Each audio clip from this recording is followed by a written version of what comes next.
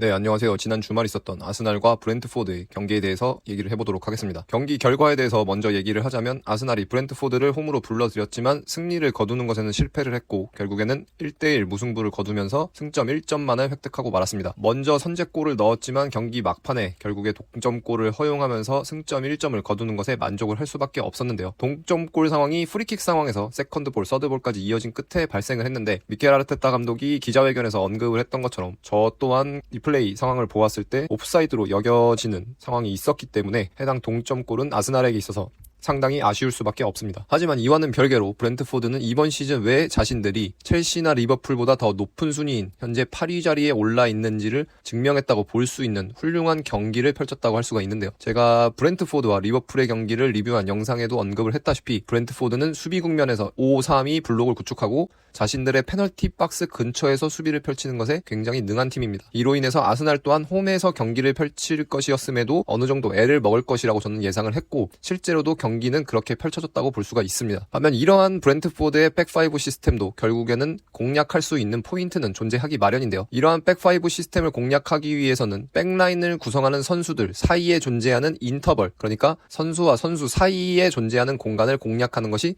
사실상 유일한 방법이라고 할 수가 있습니다. 그리고 아스날은 수차례 이런 시도를 한 끝에 결국에는 득점까지 성공시킬 수가 있었다고 할 수 있겠습니다. 애초부터 이에 대한 가능성이 조금 더 높았던 것, 즉 브렌트포드의 백라인에 인터벌을 공략한다는 관점에서 보았을 때 이에 대한 성공 가능성이 더 높았던 것은 왼쪽 측면보다는 오른쪽 측면이었다고 볼 수가 있습니다. 그 이유는 바로 왼쪽 측면을 구성하는 선수들과 비교해 보았을 때 오른쪽 측면을 구성하는 선수들의 특성이라고 볼 수가 있는데요. 4-3-3 시스템에서 왼쪽 유닛의 경우에는 아스날은 자카, 진첸코, 그리고 마르티넬리, 후반전에는 트로사 이렇게 선수가 구성이 되었습니다. 반면에 오른쪽 측면을 구성하는 선수들의 경우에는 사카, 웨데고르, 그리고 벤 화이트 이렇게 3명이 되었고요. 인터벌을 공략하기 위해서는 제가 파비우 비에이라라는 선수를 소개하는 영상에서도 언급을 했듯이 오른쪽 측면에서는 왼발잡이, 그리고 왼쪽 측면에는 오른발잡이가 있는 것이 상대적으로 훨씬 더 유리하다고 볼 수가 있습니다. 주발이 아닌 반대발로 위치했을 경우에 대각선 안쪽으로 패스를 집어넣기 유리한 상황이 발생하게 되고 그렇기 때문에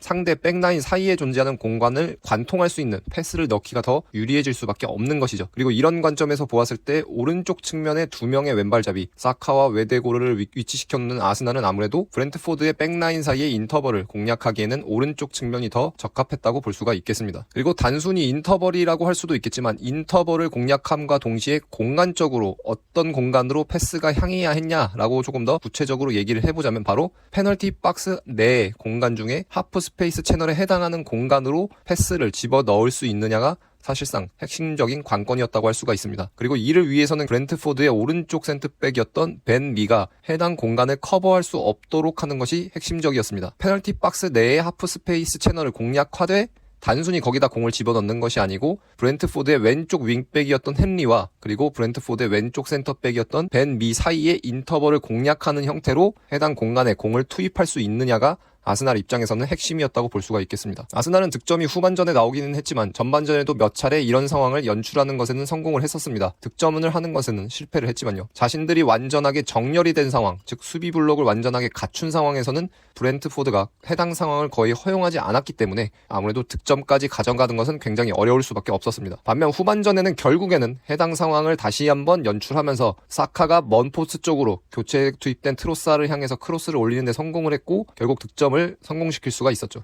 이렇게 전술적으로 상대의 몇 안 되는 약점을 지속적으로 공략한 끝에 성공시킨 득점이었기에 아스날이 최종적으로 승점 1점을 획득한 것은 아쉬울 수밖에 없다고 할 수 있습니다. 이에 브렌트포드도 훌륭한 경기를 펼쳤다고 볼 수는 있는데요. 최전방에 있는 이반 토니를 활용해서 자신들이 가진 게임 모델을 이번 경기에서도 다시 한번 훌륭하게 보여줬기 때문에 이번 아스날과의 원정 경기에서 이반 토니는 공중볼 경합, 에어리얼 듀얼에서 무려 12번을 승리하는 모습을 보여줬습니다. 골키퍼인 다비드 라야가 골킥을 차거나 혹은 프리킥을 처리하는 상황에서는 지속적으로 왼쪽에 위치한 이반 토니에게 롱패스를 시도했고 이 과정에서 이반 토니가 총 12번 에어리얼 듀얼에서 승리할 수가 있었던 것이죠. 그리고 이에 반해 이러한 이반 토니를 막아야 했던 아스날의 오른쪽 센터백이었던 살리바는 에어리얼 듀얼 공중볼 경합에서 단 1회밖에 승리를 거두지 못했습니다. 이러한 기록에서 볼 수 있는 것처럼 축구가 어디까지나 팀 종목이라는 관점에서 보았을 때 극단적인 효율을 보이고 있는 브렌트포드이기에 이번 시즌도 10위권 밖으로 벗어나는 것을 생각하기는 힘들지 않나 라고 생각을 합니다.